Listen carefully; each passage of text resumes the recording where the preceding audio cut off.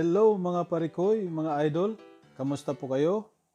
In this episode, I have another DIY or repair video that I'm going to share to you. Today, I want to show you how I repair the leaking handle of my pressure washer. The common issue ng mga pressure washer is ang leak sa handle or sometimes ang damaged O-rings. It's a short video guys, so just keep on watching, okay?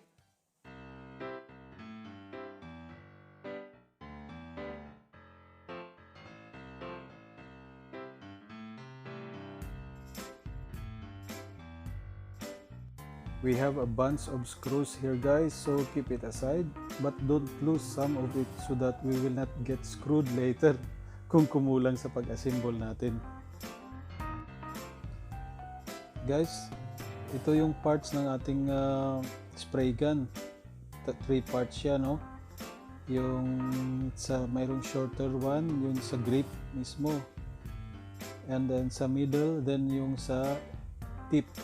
Bali kung hatiin mo yan, yung sa handle na binuksan natin kanina, yun siya yung may leak. So yan, at saka yung springs, may dalawang springs yan. So kailangan natin ingatan na hindi mawala tong mga to. Kasi importante yan mamaya. Yan siya spring load ng ating ano dyan. Yung lock sa tubig, sa pag-release ng tubig. Yan siya. So, ingatan natin yan na hindi rin mawala. Ito na guys, i-check na natin. Lagyan natin ng pressure. So, yung pressure na to is from the faucet lang. Pressure lang talaga ng tubig sa faucet. So, tingnan nyo. Makikita nyo guys almost sa end part ng middle na tubo. Makikita nyo na sumisirit siya. Here's the crack of the barrel. It seems like a small one, but if it is under pressure, it's a heavy leak. So the fix is, I just cut it in the middle so that I can insert it in the aluminum tube. No way the tube can be inserted without cutting the barrel. So no choice. Mga idol, mga parikoy, ito na yung finished product ng ating nirepair na tubo. Kung makita nyo, tuyo na yung epoxy na nilagay natin.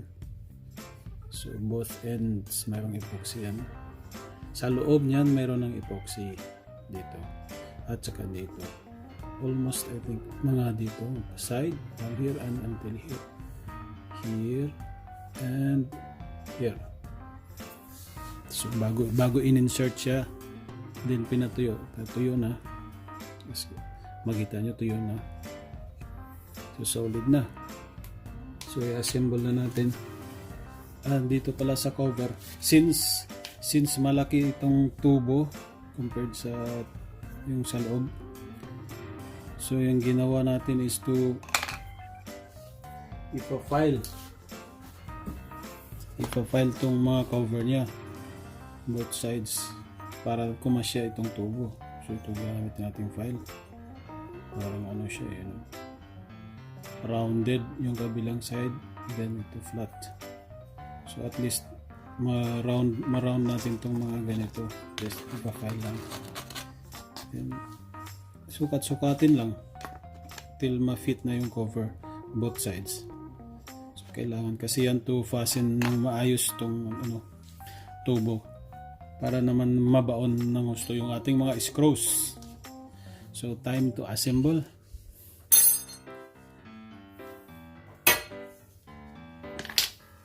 Ganito lang yan.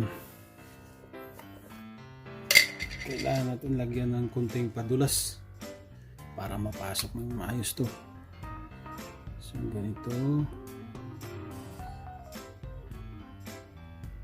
I don't know kung ganito talaga dapat gawin, pero sa akin parang extra na lang. Extra lambing na lang ba. So kailangan natin linisin muna. Linis ng konti bago ipasok dun sa tubo.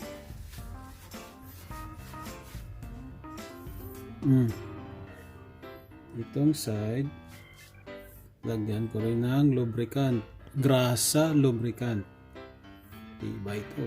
I'm not sure kung ito ba dapat gawin, pero for me, okay to. Tsura, this one, here. Yung spring, dyan yung bahay niya. Mamaya. Tapos ito yung pointed. Dito yun sa dito. Ganyan siya. Yan, ganyan siya. Tapos, ito yan, dito yan. See? Yung spring. Then, mechanism niya. Then, before that, i-insert muna natin to dito.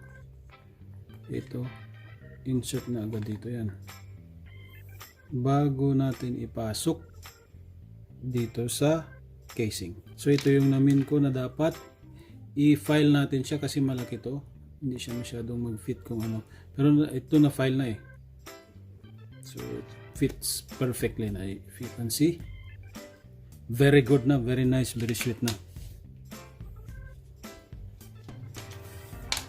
Oh. So, it's time to assemble. Okay. So, ganito lang yan eh. Ganito lang yan kahapon eh. Iwan ko ngayon.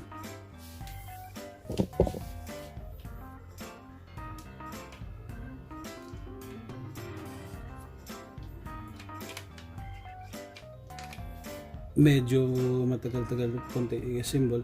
Pero itong mga to, may nuts yan dito sa loob. Ito, sorry. Ito, may papasukan yan doon, dito sa cover. So, dapat natin ipasok itong may butas na to. Pasukan natin yun nang mayroon doon parang ganito sa may cover. So, ito, sa mayroong butas na ganito sa cover. Perfect. Let's start. Oh no. Oh no. Oh no, no, no, no, no.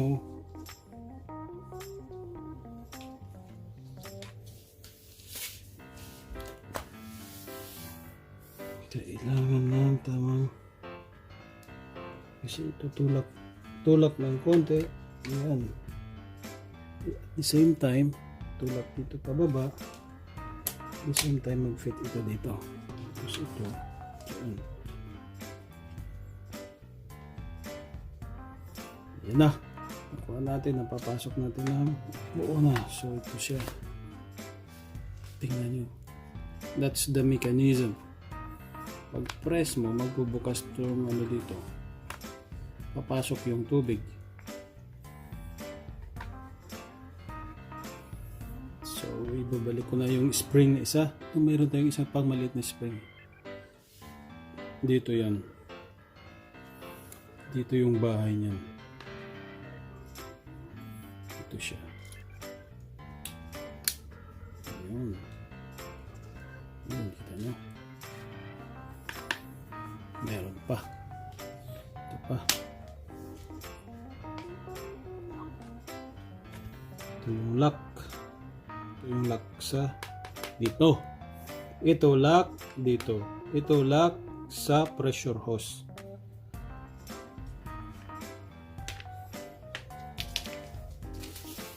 Now we will put the cover sa other side. See?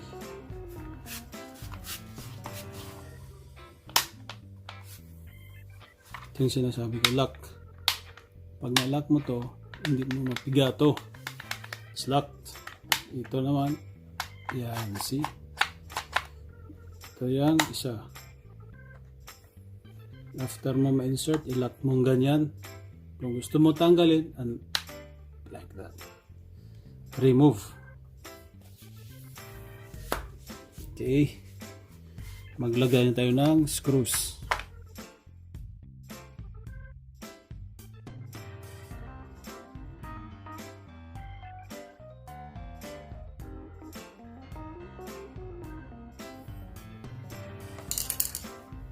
Done. So magte-test na tayo. Smooth. So ganito lang mga parekoy, mga idol. Nating gawin. Kaya natin gawa ng paraan tong mga to. So stay tuned lang. Test na natin maya-maya itong ating bagong repair. Ang kanyang performance, we will see.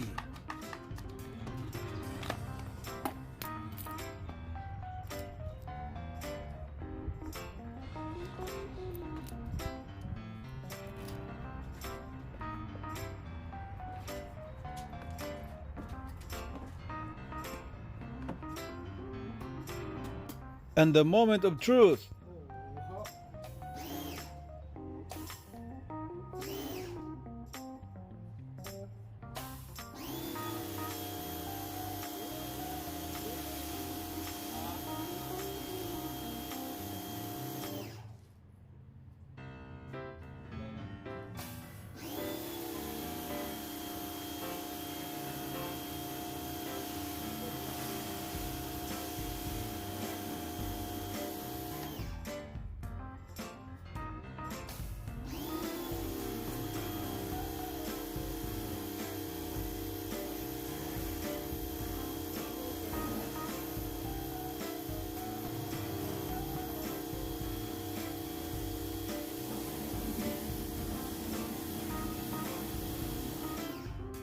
Yes. Sa puntang.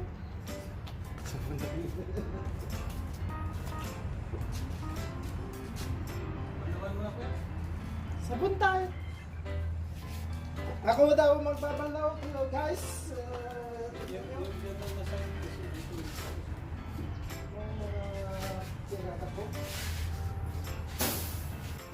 And we're done guys. Hope makakatulong din sa inyo ang video na ito. Please like and subscribe to my channel and don't forget to click the notification bell. Thank you, salamat and stay safe. Bye!